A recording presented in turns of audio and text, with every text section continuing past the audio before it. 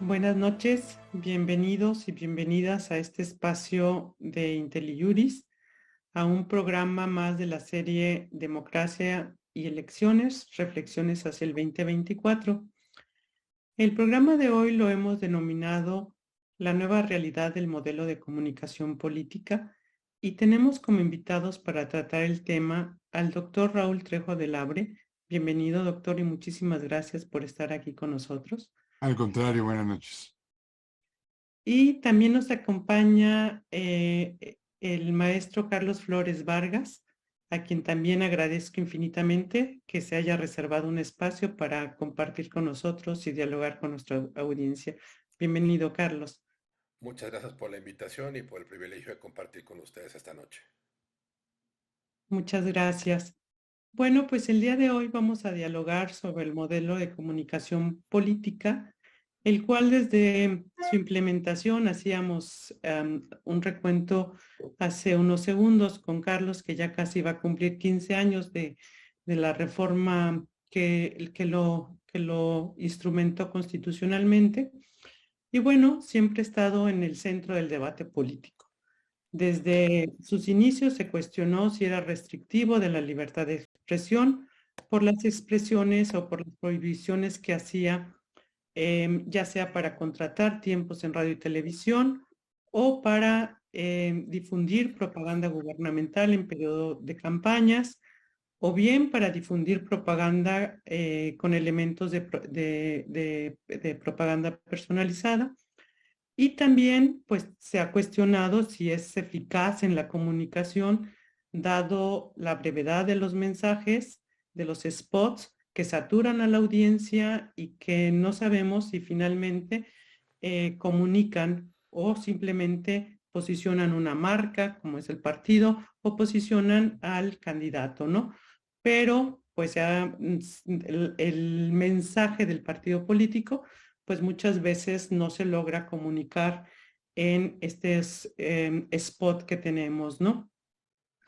Pero también el modelo de comunicación política pues ha estado como saboteado por los operadores del mismo, ¿no? O a quienes va dirigido el modelo, pues recordemos que tenemos por ahí la gran imaginación tanto de los partidos políticos como de los concesionarios de radio y televisión, en que hicieron los famosos infomerciales, la propaganda encubierta. También tuvimos por ahí todo el tema de la vulneración a la pauta, ¿no? Con contenidos que no estaban acordes con los principios o con lo que deberían de contener conforme a las bases de los partidos políticos. Y bueno, todo ello ha hecho que se cuestione el modelo de comunicación política. Y bueno, ahora el mismo ha transitado, ha migrado en gran parte hacia las redes sociales, por lo que el dinamismo de las mismas, pues parece que han dejado atrás o pareciera que podrían dejar atrás a los medios tradicionales como la radio y la televisión. Y bueno, todo ello nos lleva a cuestionar la vigencia del modelo de comunicación política. Sobre estas cuestiones nos van a platicar nuestros invitados el día de hoy. Y antes de iniciar el diálogo con ellos, me voy a permitir dar una breve semblanza de cada uno de ellos. Carlos Flores Vargas estudió Relaciones Internacionales y 2 maestrías, la primera en Administración Pública y Políticas Públicas y la segunda en Análisis Políticos y Medios de Información en el Tecnológico de Monterrey. En su trayectoria profesional ha ocupado diversos cargos en el Gobierno Federal y en la Ciudad de México. En el Instituto Federal Electoral, o INE, contribuyó a transformar el servicio profesional electoral, además de planear procesos electorales durante más de 10 años. Ocupó cargos directivos como regulador de medios de comunicación y ha sido consultor en comunicación político-electoral. Actualmente dirige Corazón Capital y de igual forma es catedrático en el Tecnológico de Monterrey y es coordinador académico del área político-electoral en el Instituto Nacional Electoral. Ha publicado diversos artículos en revistas como Voz y Voto, etcétera, y Configuraciones. Es coautor del libro Aquí volverá a temblar, mediante el cual da testimonio y aporta un conjunto de lecciones sobre lo ocurrido luego del sismo de 2017 en la capital del país. Y coautor del libro Balance Temprano, sobre una evaluación de los primeros 2 años del gobierno actual. Bienvenido, Carlos. Y bueno, el doctor Raúl Trejo del Abre, él es investigador en el Instituto de Investigaciones Sociales de la UNAM, miembro del Sistema Nacional de Investigadores, nivel 3, profesor en el posgrado de Ciencias Políticas y Sociales de la misma universidad, autor de 22 libros, coordinador de otros 15 y coautor con textos suyos en más de 150. Las más recientes son Posverdad, Populismo y Pandemia y Adiós a los medios. Es columnista semanal en el diario Crónica, es miembro del Instituto de Estudios para la Transición Democrática, de la Asociación Mexicana de Derecho a la Información y de la Asociación Mexicana de Investigadores de Comunicación. Bienvenido, doctor. Muchísimas gracias por estar aquí nuevamente con nosotros. Gracias, al contrario. Y bueno, vamos a dar inicio con un tema en primer término, si ustedes están de acuerdo con Carlos, tomando en cuenta tu experiencia como funcionario en el IFE y la encomienda que tuviste para implementar pues una parte del modelo de comunicación política. ¿Nos podrías dar como una brevísima reseña de cuáles son las características de este modelo y cuáles son sus principales retos y críticas que ha tenido? Muchas gracias, doctora, por la invitación. Es un privilegio compartir con Raúl, que además de ser un experto, tengo el privilegio de que sea mi amigo y siempre es extraordinario compartir con alguien que sabe tanto de medios de comunicación. Nunca es tarde para retomar un balance, un estudio, una evaluación del modelo de comunicación política. Han pasado ya casi 15 años de la instrumentación de una de las reformas más importantes y trascendentes para el sistema electoral y para la democracia mexicana. Es verdad que hoy vivimos tiempos muy distintos a aquel ya casi o muy lejano 2007-2008, pero me encantaría recordar que en aquel momento, en aquel 2007, veníamos del proceso de un conflicto postelectoral en donde en el subsuelo, digamos, de la exacerbada disputa electoral mexicana del año 2006, se escenificó de manera simultánea una pugna quizá más sorda y acaso tan grave como aquella que testimoniamos, de la que fuimos testigos pues a diario en los feroces mensajes de la radio y la televisión. La severa afirmación del poder de los medios de comunicación sobre las campañas, los candidatos y los partidos. Sí, la pugna protagonizada entre el Partido Acción Nacional y la Coalición por el Bien de Todos en aquel momento parecía determinar y agotar contradicciones del país. Abajo, con más discreción y eficacia, las empresas de los mass media, de los medios de comunicación masivos, de esos medios de información masivos, ejercían con plenitud su poder de hecho, perfectamente conscientes de que solo ellos podían dispensar la promesa de la visibilidad a los políticos, multiplicar su presencia de un candidato, la presencia de un candidato, exponer ante el gran público electoral a una figura, vetar a otra o cancelar por invisibilidad las aspiraciones de otros tantos en la campaña electoral. Recuerdo a ustedes, seguramente lo saben, lo han estudiado, son gente ustedes muy especializada también, pero la enorme saña inyectada a aquellas campañas por los partidos políticos creó una nube que impidió reconocer en toda su dimensión aquel conflicto subyacente.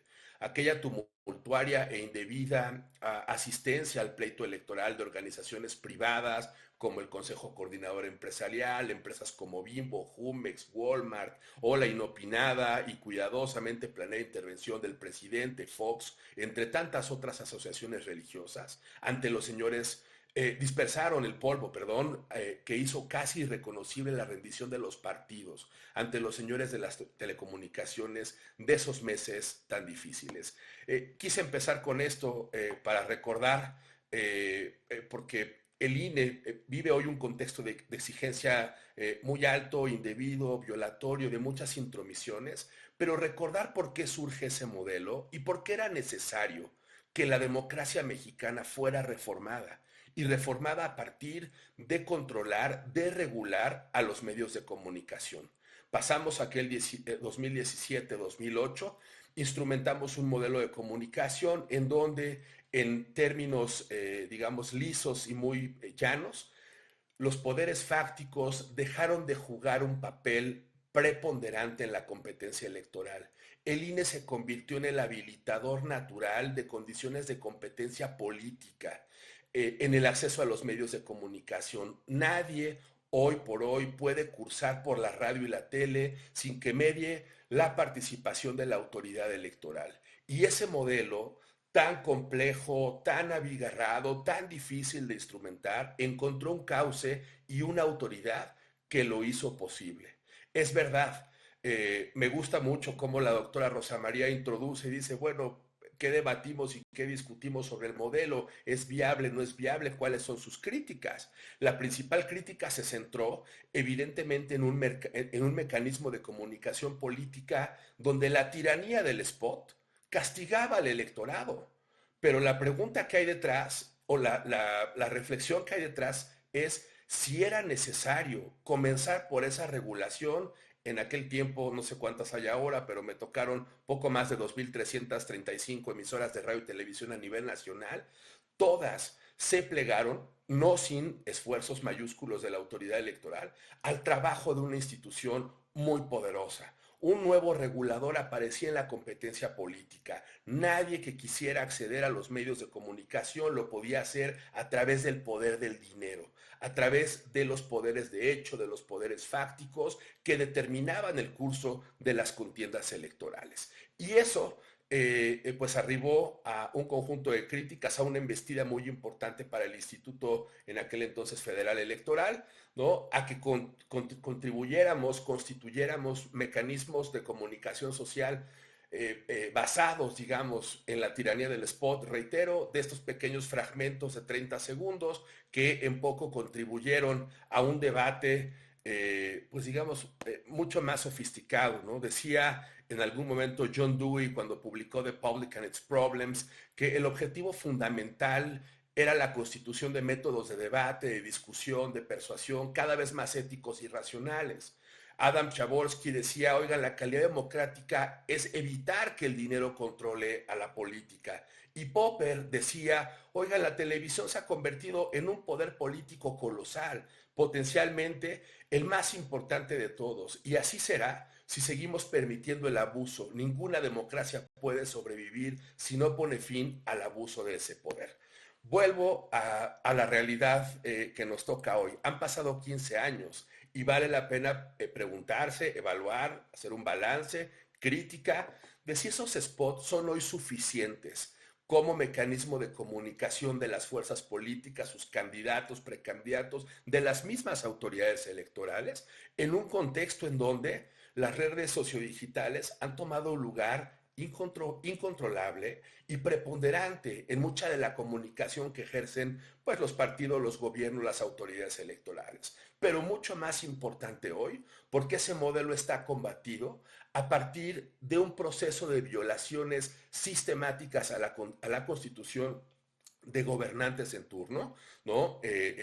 Gobernadores electos, constituidos legítimamente por el voto popular, y en un proceso de reforma electoral que estamos viviendo muy intenso, digamos, por decirlo suavemente, pues violatorio a las claras de la propia Constitución, y que en al menos dos leyes que ya tenemos publicadas y que ustedes conocen a finales del año pasado, destacadamente la Ley de Comunicación Social, tiene ya en su base instrumentos de violación a los dispositivos que el Instituto Nacional Electoral controlaba o tenía como obligación garantizar la equidad en la contienda y contener la propaganda electoral ceñida a lo que disponían en conjunto los artículos 41 y 134 de la Constitución.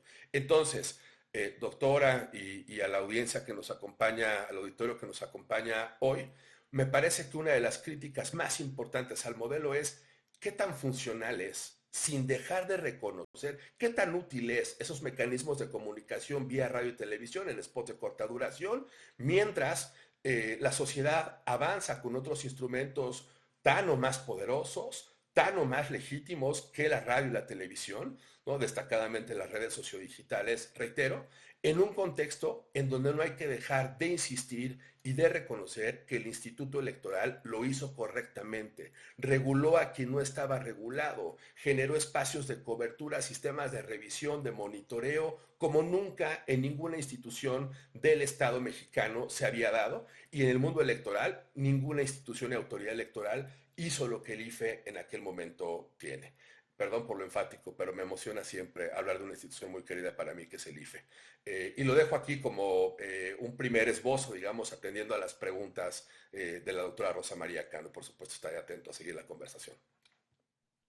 Muchísimas gracias, Carlos. Pues en efecto, nos emociona siempre hablar del INE, ¿no? Y de la autoridad electoral.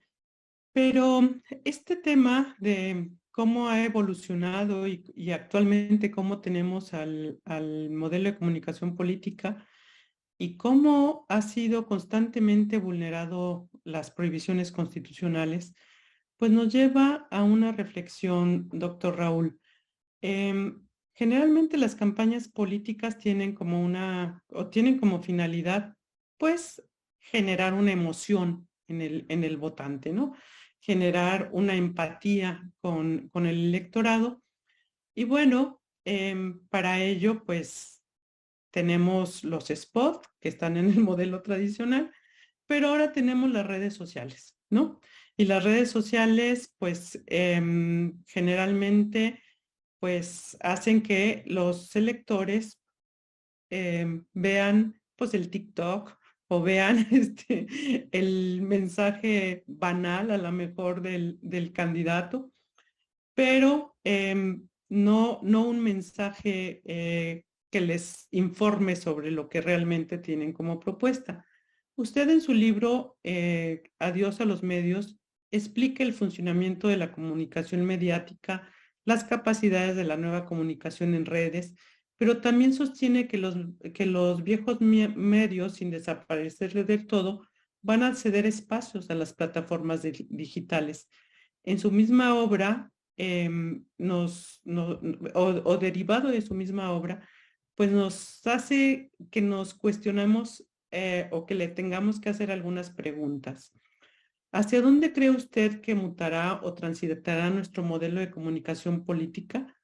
¿Los llamados medios tradicionales van a desaparecer, la radio y televisión? ¿Ya nadie va a escuchar radio? ¿Ya nadie va a ver tele? ¿O o las redes sociales serán los medios en los cuales pues se vayan a llevar las campañas políticas y donde la ciudadanía se informe aún con un tema de pues no verificar la información que está ahí, ¿no? Que es un tema de las redes, la veracidad de la información que contienen. Y bueno, con esto lo dejo. Gracias. Nada más con eso, Rosa María. Gracias, son preguntas muy pertinentes. Creo que trataré de hacer un esbozo de posibles respuestas. A ver, creo que nadie discutirá el hecho de que en una sociedad democrática necesitamos que haya deliberación. No podemos tener una democracia funcional, completa, capaz de servir a una sociedad tan compleja como la que tenemos, si no es con cauces, con estilos, con reglas, con procedimientos para discutir de manera colectiva los asuntos públicos. La deliberación es indispensable para que haya democracia y no tenemos deliberación, es decir, intercambio entre los diversos actores de la vida pública, si no hay varias condiciones, si no hay interlocución entre unos actores y otros, y para eso se necesita que se reconozcan como justamente como eso, con interlocutores, partidos, ciudadanos, gobernantes, instituciones, en fin. Y si esta discusión no está suficientemente alimentada por información dura, verificable, confiable y por ideas. Hay poco que discutir a partir de un bailecito de TikTok. Habrá quien discuta la coreografía o el peinado o el maquillaje de los protagonistas de esta danza que estoy imaginando, pero hay muchos ejemplos al respecto. Pero por lo general no tenemos ideas y mucho menos tratándose de intercambio acerca de proyectos de país como los que supuestamente tienen los partidos políticos, es decir, tratándose de campañas electorales en donde hipotéticamente hay instituciones que son los partidos que proponen programas para que los ciudadanos puedan discernir y elegir entre ellos. Esto no siempre ocurre de la manera que requeriría nuestra democracia. Esto no es nuevo.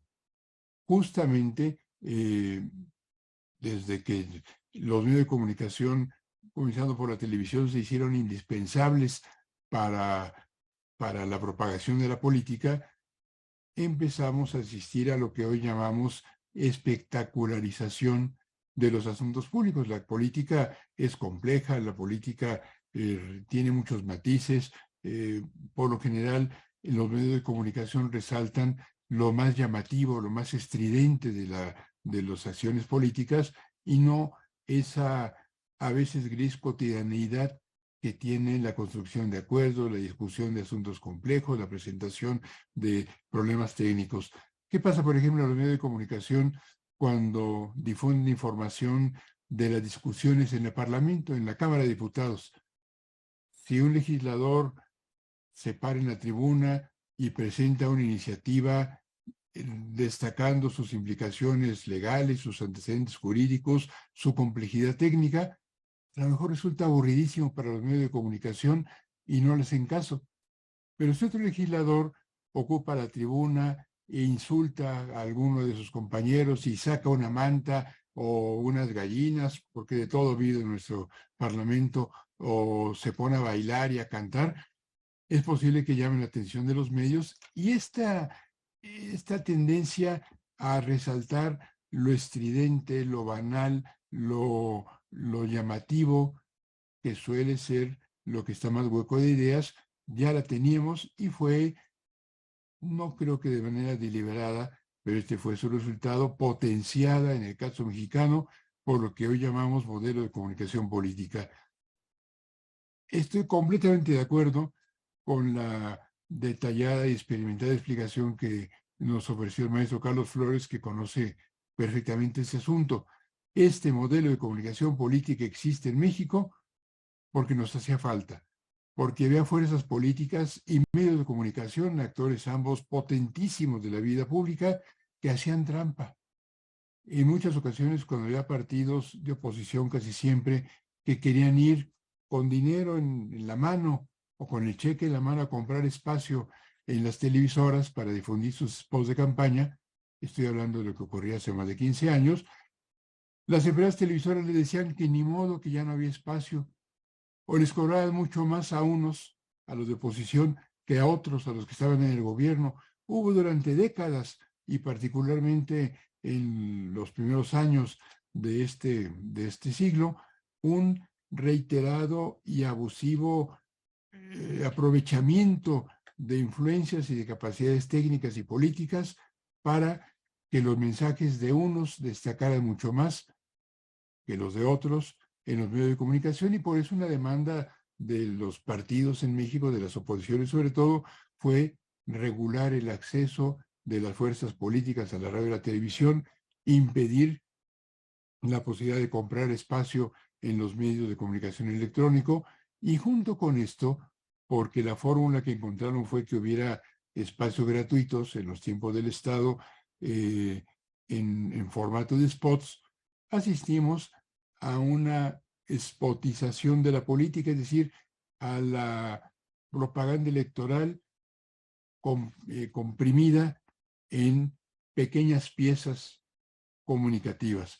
La legislación establece la posibilidad de que los spots de los partidos, según lo que les corresponde a cada uno, sean de 2 minutos, de 1 minuto o de 30 segundos, y todos los partidos, desde la reforma electoral a la que hacía referencia el maestro Flores, eligieron pequeños espacios de medio minuto.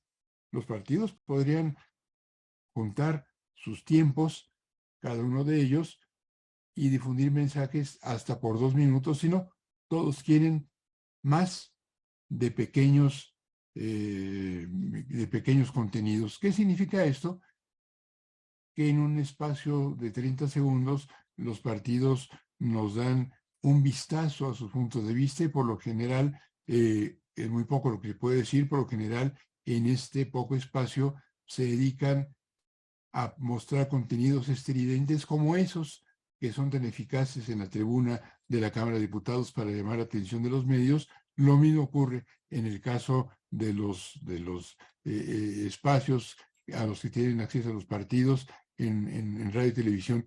Por eso, casi por definición, casi propiciado involuntariamente por la ley, hemos tenido una mucho mayor abundancia de mensajes esquemáticos, simplistas, que simplifican la complejidad de la discusión pública y en donde hay mucho más espacio para las agresiones, para las descalificaciones o para el elogio irreflexivo y poco sustentado de lo que hacen los candidatos y el propio partido que promueven estos spots en este ejercicio de lo que llamamos el nuevo modelo de comunicación política, que ya yo creo que ya no es tan nuevo a estas alturas.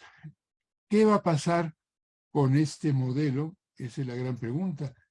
Como bien ha recordado la maestra Cano, hoy tenemos frente a la hegemonía de las grandes corporaciones mediáticas el hecho de que existen espacios en las redes sociodigitales que son más baratos, no tienen tanto alcance siempre, pero a ellos tienen acceso todos los que así lo quieren. Termino con un solo dato para dar idea de cómo están cambiando las cosas. Cuando fueron establecidas las reglas actuales para la comunicación política en la legislación electoral, y durante algunos años más, 2 empresas, Televisa y Televisión Azteca, acaparaban más o menos el 93% de las frecuencias, de las audiencias y de la publicidad en la televisión. No había más que Televisa o Azteca y había pequeñas empresas y con el resto de las frecuencias. Hoy en día, al menos a partir de la asignación de frecuencias que ha dicho la autoridad del Instituto de Telecomunicaciones, entre Televisa y Azteca alcanzan el 44% de las frecuencias. Sigue siendo muchísimo, pero el monopolio que había de la comunicación en manos solo de 2 actores comunicacionales se ha ido acotando y acortando, y por otro lado, la televisión ya no tiene las audiencias enormes de las que disfrutaba antes, porque hoy en día mucha gente prefiere ver otros espacios, prefiere entretenerse en Netflix o incluso prefiere informarse en otros reductos para el ejercicio de la comunicación política. Cada noticiero, cada noche de los principales en la televisión mexicana tiene 3, 4, 5 millones, cuando mucho, de televidentes, según las cifras de las empresas. Yo creo que hay que descontarle un poquito, pero hoy en día ya hay corporaciones mediáticas que difunden en redes digitales. Hace un par de días se inició, el lunes pasado, el noticiero Loret en la plataforma Latinus. Es un noticiero que ya tiene cada noche decenas de miles de televidentes en directo o en las reproducciones que se hacen una vez iniciado el noticiero, y va a empezar a competir poco a poco con las empresas ya consolidadas de radiofusión. Esto coloca en otra circunstancia a la que hasta ahora han sido las coordenadas del modelo mexicano de comunicación política.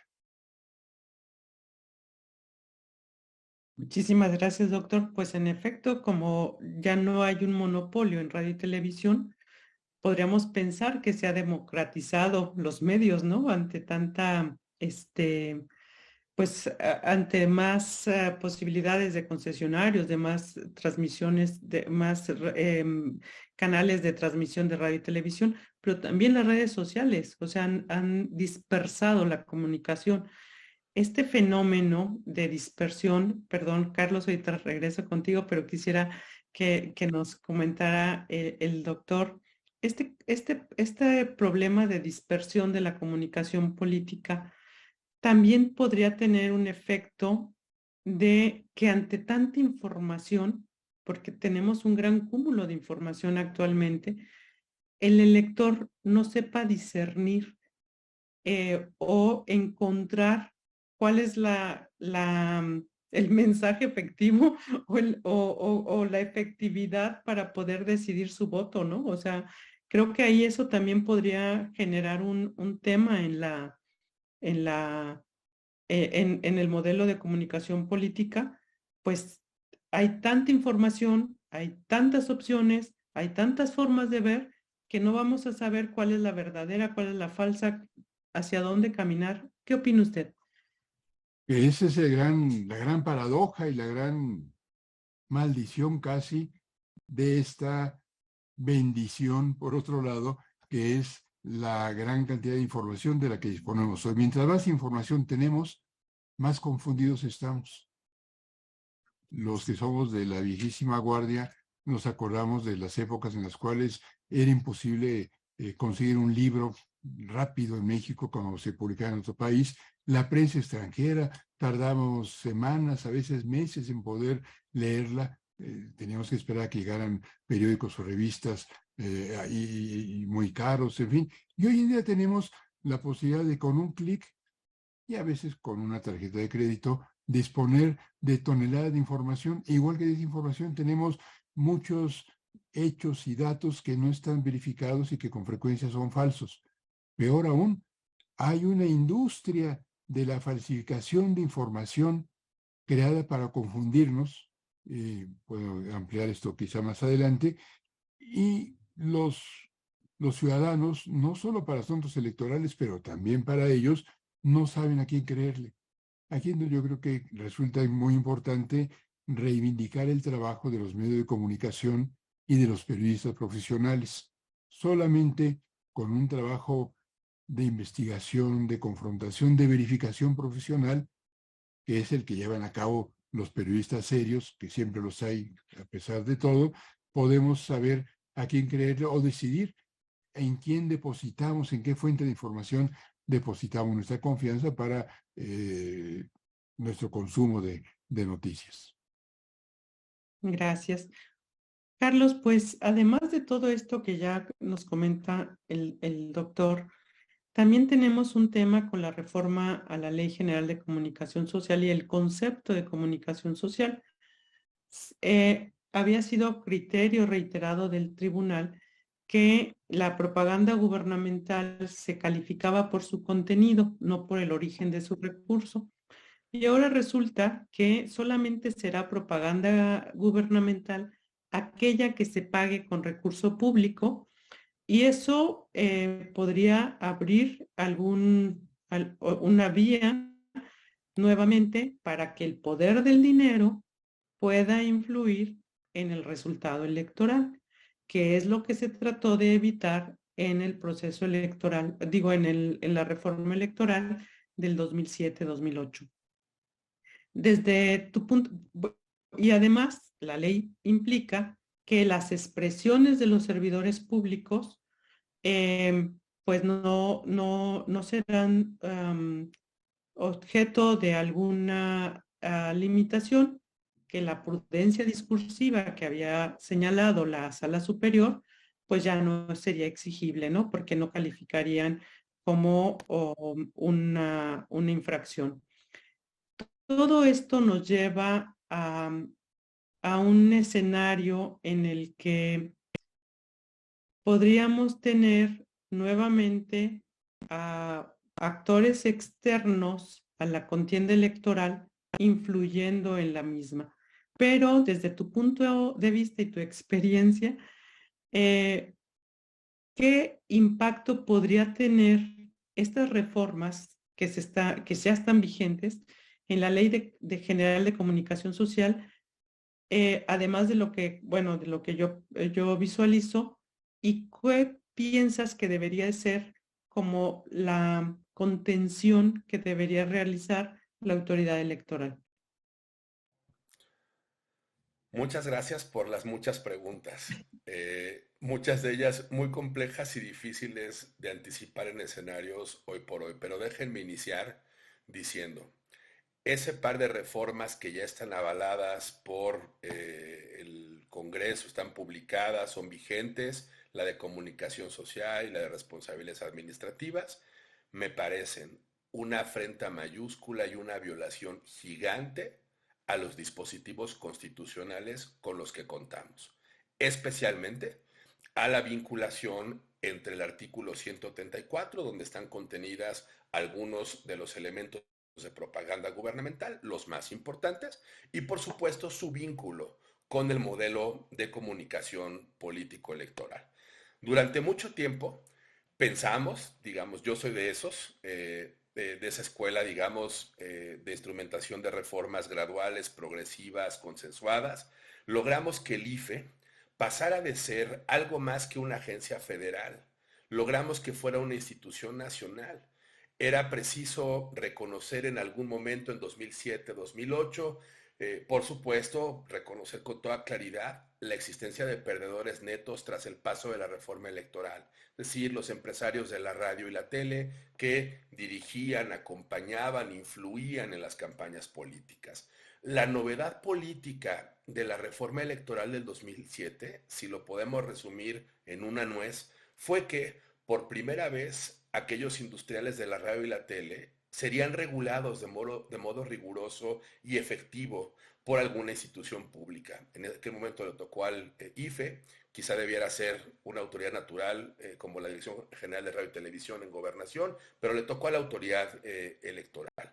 Eh, y por eso, en una evaluación, digamos, muy fría, no resulta tan desconcertante reconocer que la reforma electoral del 2007 fue o estuvimos en ese momento en presencia de una obra muy importante, de un cambio después de una situación límite que nos impuso la intervención de poderes de hecho, reitero y destaco, en aquel 2006. De eso venimos, de que aquellas menciones, yo iniciaba el momento anterior, la intervención anterior, diciendo, oigan, aquella intervención del presidente Vicente Fox o aquellas intervenciones sistemáticas, planeadas, planificadas, no queremos volver a ello.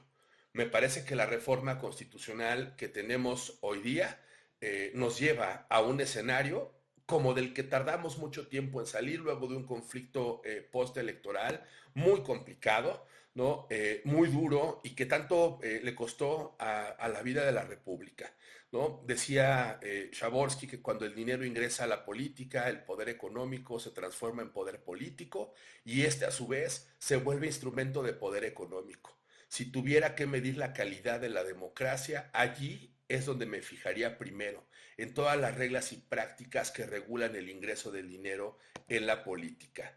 Um, Quizá el núcleo de aquella reforma del 2007 incidió en cambiar el tipo de campaña política y cancelar la necesidad de pagar para entrar en el debate electoral.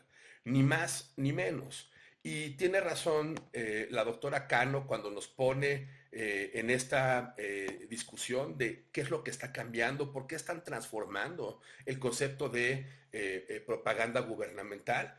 Creo que es de los elementos que ahora están impugnados, ya sea por acciones del Instituto Nacional Electoral o por algunos de las minorías, digamos, parlamentarias, pero me parece que la violación al artículo 134 de la Constitución Política de los Estados Unidos Mexicanos nos abre una puerta gigantesca, ya no solamente para reordenar el concepto de propaganda gubernamental, sino que trastoca las bases, los límites admisibles que nos permitían garantizar una contienda equitativa y que contenían o que limitaban la propaganda gubernamental e impedían que el uso de recursos públicos influyera indebidamente en esas campañas. Estoy seguro que ustedes conocen muy bien de lo que se trata esa reforma electoral o esa parte de la reforma electoral, pero creo que en sentido estricto hay una violación al modelo de comunicación social establecido en el artículo 134 de la Carta Magna y que afecta a la función que realiza el árbitro electoral como garante del principio de equidad en la contienda. Miren si no, ahora con un cinismo inaudito, observable a todas luces, se dice que no constituye propaganda gubernamental las manifestaciones de las personas servidoras públicas o que las personas servidoras públicas realicen en uso de su libertad de expresión y en el ejercicio de funciones públicas, y que tampoco constituye propaganda gubernamental la información de interés público que realicen personas servidoras públicas conforme a la Ley General de Transparencia y Acceso a la Información Pública, difundida en cualquier formato de manera gratuita. Estamos abriendo la puerta a una intervención en la campaña electoral del tamaño o más grande de lo que hizo aquel presidente en 2006, de lo que hizo Vicente Fox. Y hoy entonces las mañaneras y cualquier información de un gobernante puede influir en donde estaba prohibido, en donde estaba restringido, puede volver o volverse un actor preponderante en la competencia política, más si son gobiernos que tienen dinero y pueden violar y desconfigurar el modelo de comunicación social y propaganda que, reitero, ya está establecido en la Carta Magna en el artículo 134. Llama la atención, en mi opinión, y estoy cerrando esta segunda intervención, la forma en la que está redactada la norma, ¿no? Porque parece una reforma, digamos, con un contrasentido que genera mucha incertidumbre y puede haber muchas interpretaciones respecto al concepto de propaganda gubernamental. Pero, en esencia, me parece que constituye una excepción injustificada y contradictoria en el sentido de que no constituye propaganda gubernamental las manifestaciones de las personas servidoras públicas que realicen en uso de su libertad de expresión y en ejercicio de sus funciones públicas. Por supuesto, el modelo de comunicación social y el gasto público en relación al principio de equidad y la competencia que realiza la autoridad electoral, pues pueden tener violaciones muy importantes. Hay un conjunto de disposiciones en materia de gasto público y uso de recursos públicos que están limitados o que estaban limitados y que hoy se contravienen con esta disposición, en mi opinión, no soy abogado, pero en mi opinión, inconstitucional, violatoria de lo dispuesto en la Carta Magna. Es probable que el legislador anticipara, considerara idóneo en algún momento robustecer al sistema electoral a través de un blindaje constitucional prediseñado en el artículo 134, relacionado con la debida aplicación del gasto público al alcance de las personas servidoras públicas. Por ello, la reforma de 2007 agregó fundamentalmente 3 elementos que fortalecieron al régimen democrático y dicho artículo constitucional cobró un significado para la función electoral a cargo del instituto, ¿no? El primer elemento fue la inclusión de una modalidad muy particular del principio de imparcialidad. Además, distintas normas emanadas de la reforma de 2007 buscaban preservar bienes jurídicos de índole diversa, ¿no? Pero coincidentes en algún extremo, es decir, el artículo 134 sancionaba el uso indebido de recursos públicos y en especial su utilización ilegal para fines electorales. Y hoy eso está en juego y hoy eso está en riesgo con esta norma controvertida, reitero, impugnada por varios actores, pero inconstitucional en mi opinión. Quizá alguno de los problemas fundamentales de las democracias contemporáneas es el uso del poder y el dinero para influir en la política. Muy importante. Los recursos disponibles para la promoción del voto pueden ser decisivos en una campaña electoral. Por ello, la Constitución otorga financiamiento público a los partidos y a las candidaturas bajo el principio de equidad y en congruencia prohíbe también que recursos públicos diversos se destinen para influir en la competencia.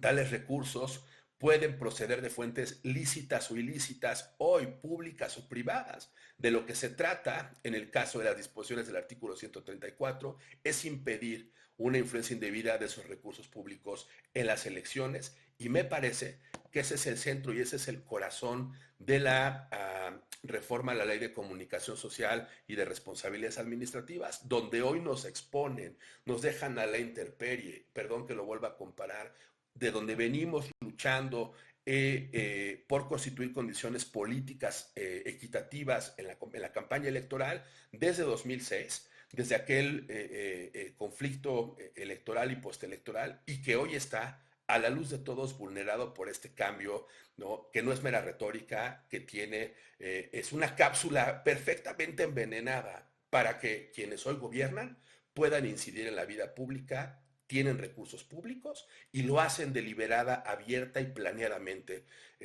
Esos mismos que pelearon por reconstituir la competencia en 2007, después de 2006, mejor dicho, ¿no? Hoy esa mayoría lo vuelve a instrumentar en beneficio de su propio partido, de su fuerza política y de sus gobernantes. Y me parece muy riesgoso.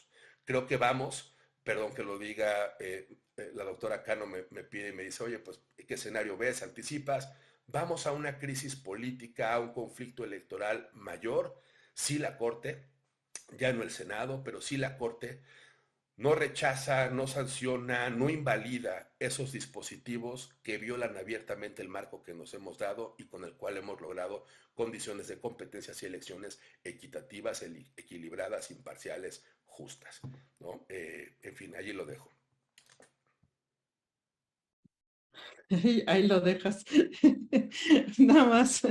Bueno, pues tenemos ahí un tema de un gran riesgo de que pues tengamos precisamente el uso del dinero o el factor económico que esté influyendo precisamente en el resultado electoral.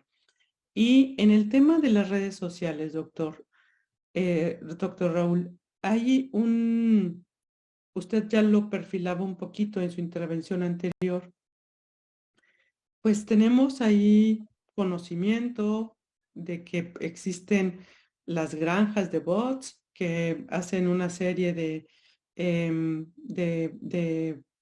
información que para influir en la percepción de la ciudadanía. Eso también, pues ahí, eso es un tema económico, pues ni modo que no cuesten. Y también ahora con el tema del cambio en el concepto de propaganda gubernamental, pues las redes personales de los servidores públicos no calificarán como propaganda gubernamental si no tienen recurso público. Entonces ahí podrán hacer y poner todo lo que ellos quieran, ¿no? O sea, hacer propaganda personalizada, no sé, todo lo que, no hay un límite. Y además, otro de los temas que vemos en las redes sociales, y queremos saber su opinión, pues es que no todo mundo tenemos acceso, no todo mundo tiene acceso a las redes sociales. También hay un sector que sigue informándose por la radio y la televisión. ¿No crearía eso como una desigualdad en la información? Quien accede por los medios tradicionales, quienes acceden por las redes sociales. Y bueno, creo que son varios dilemas a los que se enfrenta el modelo de comunicación política, pero dada su trayectoria y su amplia experiencia en esta materia, ¿qué como una fórmula de cocina, quiero casi, ¿no? ¿Qué podemos tener o qué podemos encontrar como para tener como un atenuante o o algo que pueda mejorar nuestra comunicación política? Algo que se visualice para hacer contrastar un poco con lo que dijo Carlos del escenario en el que nos podemos enfrentar. Podemos encontrar algo positivo algo como en estas nuevas formas de comunicar a través de las redes sociales. Sí, quiero creer que sí. Ahorita que estaba escuchando a Carlos y luego junto con esas preguntas, tengo la sensación de que estamos en una situación, está muy de moda hablar de los parteaguas, de las grandes divisiones históricas, pero creo que estamos en un momento en el que en este tema por lo menos nos encontramos en el parteaguas entre la modernidad política y tecnológica y los atavismos y la prehistoria y el atraso también político y tecnológico. Me explico. ¿Por qué tenemos las reglas que tenemos en el caso de la comunicación electoral? Ya lo dijimos mucho, porque había actores abusivos que desplazaban a otros contendientes de la competencia política. No todos tenían el mismo acceso a los medios de comunicación y esto no se valía. Si no hay reglas parejas para todos, no puede haber procesos electorales entonces equitativos.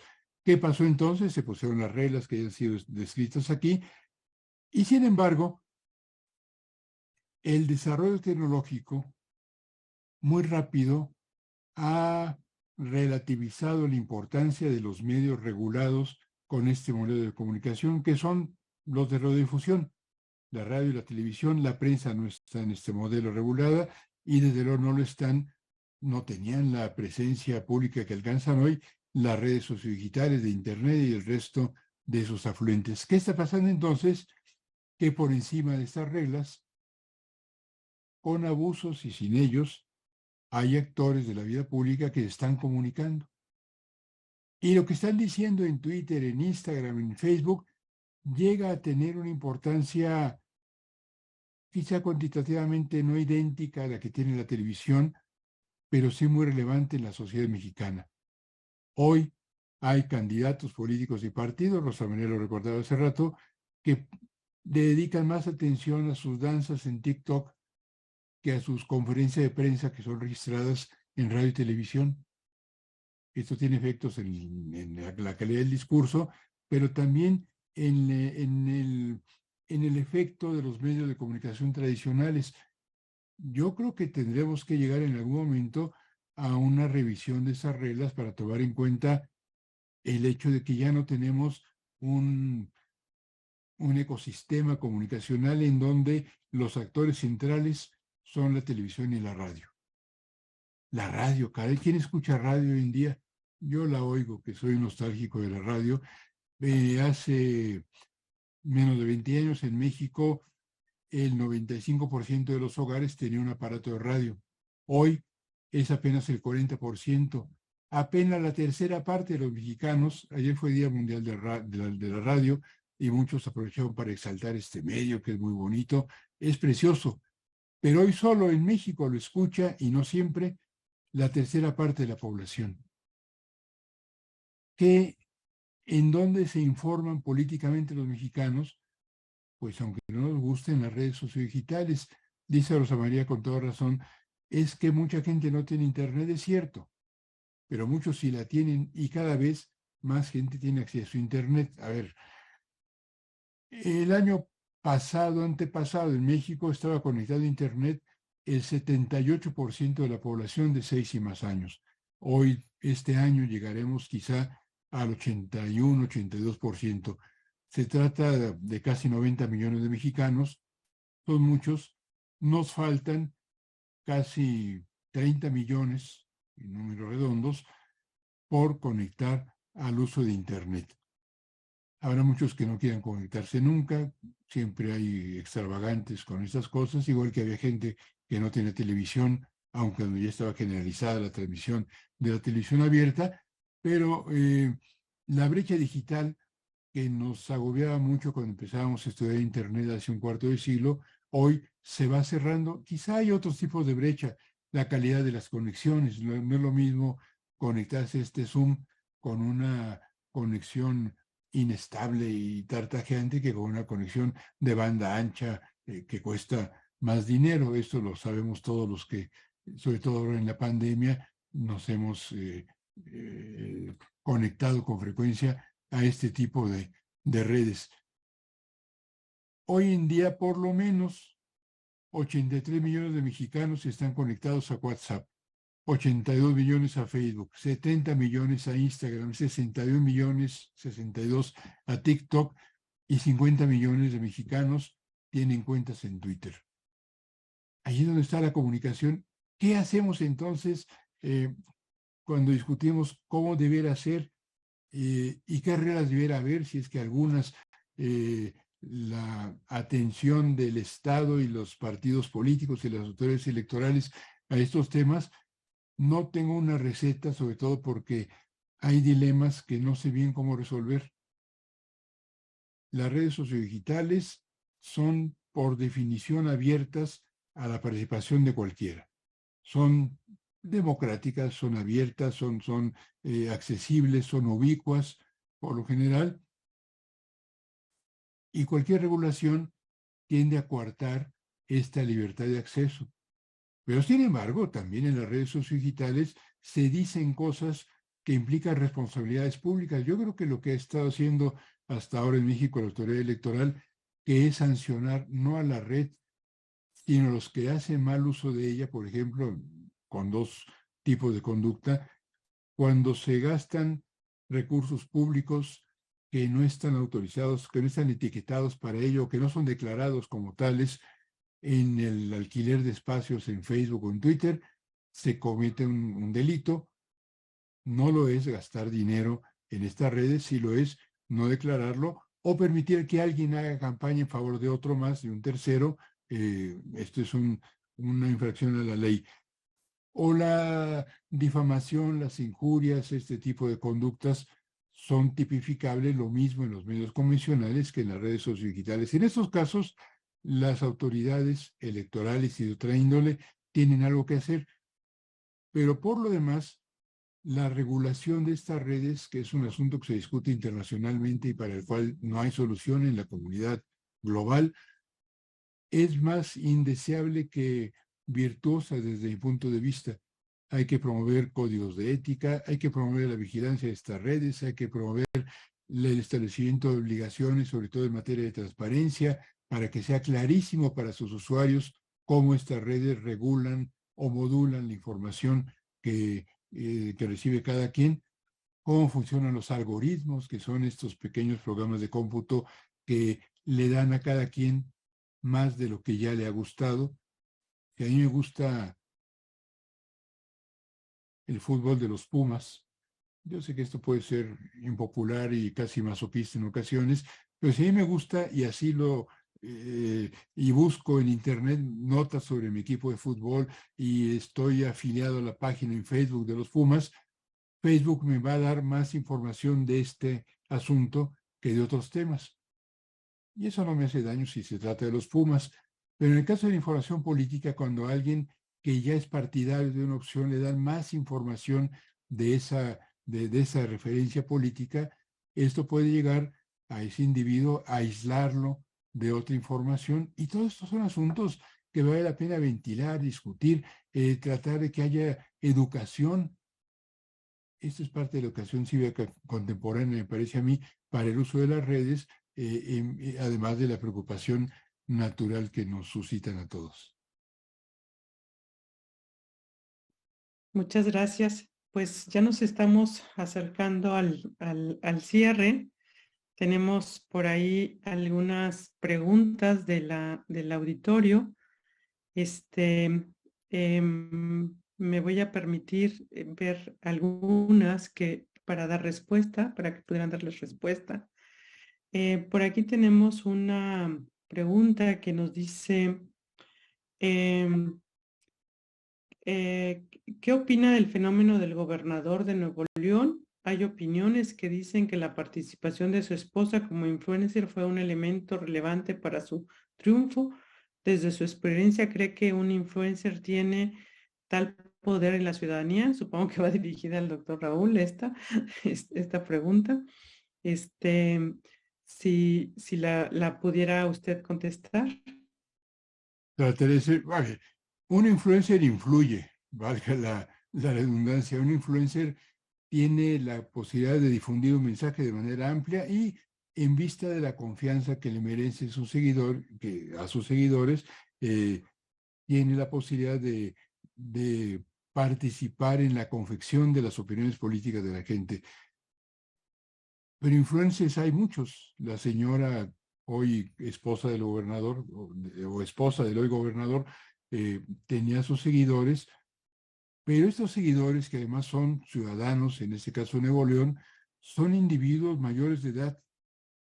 con escolaridad, cualquiera que sea, con experiencia política, con entornos familiares y escolares en donde discuten la información que reciben. Quiere decir, no son autómatas a los cuales se les puedan inyectar convicciones políticas.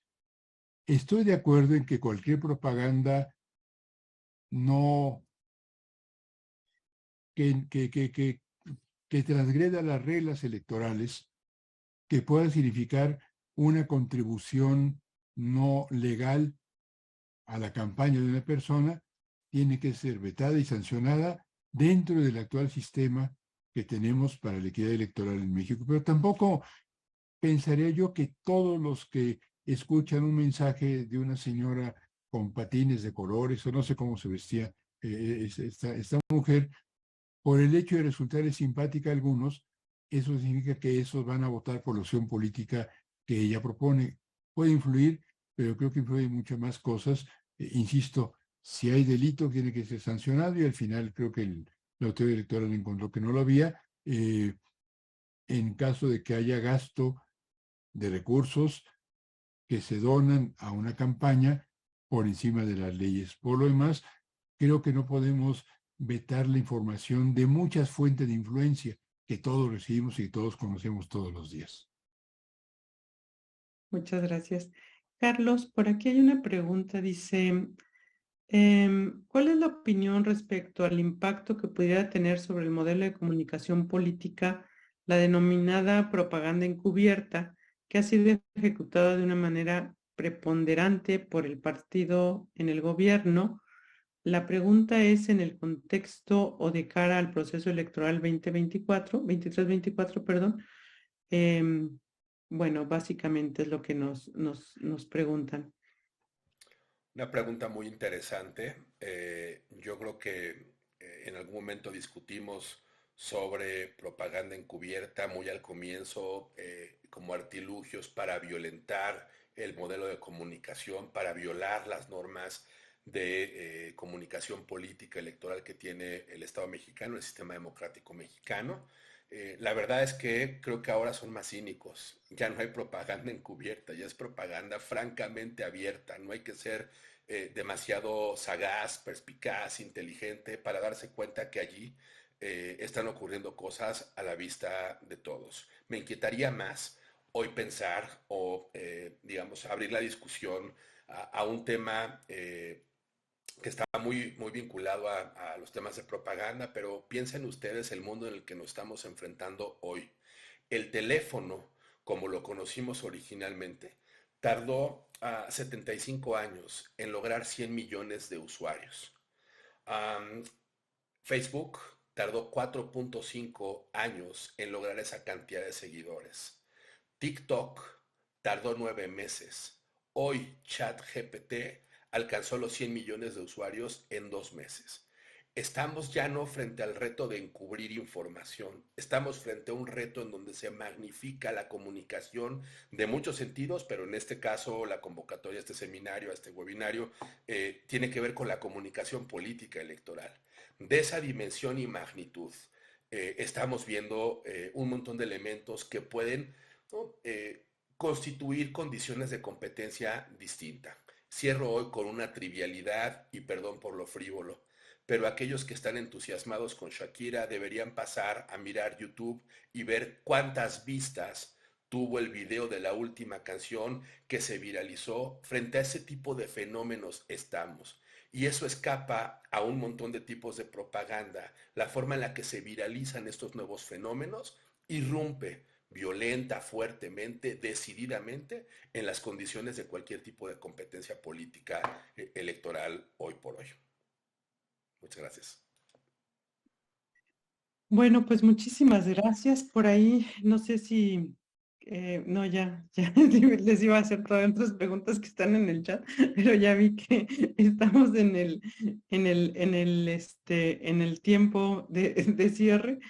Les agradezco muchísimo su espacio, su tiempo, pero sobre todo las participaciones y las exposiciones tan claras sobre los retos que vamos a enfrentar en materia de comunicación política, tanto en redes sociales como en los medios tradicionales, y sobre todo, yo quisiera, si tenemos ahí un minutito, una conclusión de qué mensaje le podríamos dar a nuestro auditorio sobre qué queremos o cómo podemos nosotros visualizar lo que debería de contener un mensaje político adecuado para que la gente pueda decidir su voto.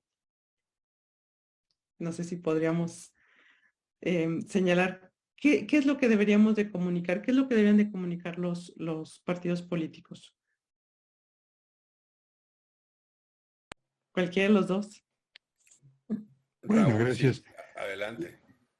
¿Qué deberíamos exigir como ciudadanos a los partidos? Porque uno puede decir cómo deben ser los partidos y resulta que no se ajustan a nuestras expectativas.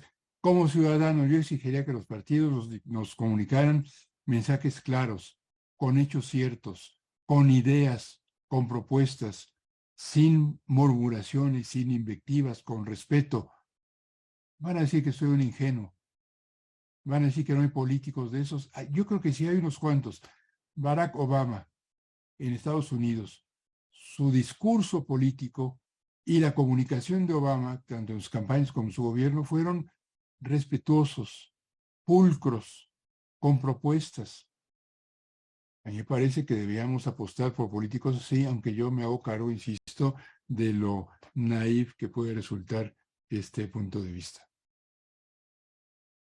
Carlos. Y perdón que vuelva al inicio de mi conversación con ustedes, pero tengo la impresión que el objetivo fundamental en la oferta comunicativa, narrativa de las fuerzas políticas, sus candidatos, precandidatos, los actores políticos, tiene un objetivo central y es la constitución de métodos de debate, de discusión y persuasión cada vez más éticos y racionales. Mientras sigamos bajo la tiranía de las redes sociodigitales con estos mensajes triviales, superficiales, o la tiranía del spot de corta duración que no alcanza a indicar el contenido de un programa, ¿no? La calidad de una obra que esté por desarrollarse en algún mandato, estaremos condenados a tener una pobreza en nuestro lenguaje y disertación democrática. Y esa es una carencia que hoy tenemos y que la calidad de nuestra democracia depende mucho de cambiar esa fórmula de comunicación. Soy igual de idealista que mi querido amigo el doctor Trejo, y pienso que hacia allá no hay que perder el foco, no hay que perder la brújula, porque vamos a estar llenos de un montón de mensajes, inundados de un montón de aspectos graciosos que hacen de la política un hecho banal cuando debería significar una oferta programática racional y ética de cara a una ciudadanía cada vez más madura. Bueno, pues ahora sí les agradezco muchísimo el espacio, sus comentarios, sus aportaciones, y espero que el auditorio también haya disfrutado esta charla como la disfruté yo. Muchísimas gracias, nos vemos el próximo mes en un espacio más de este programa. Buenas noches.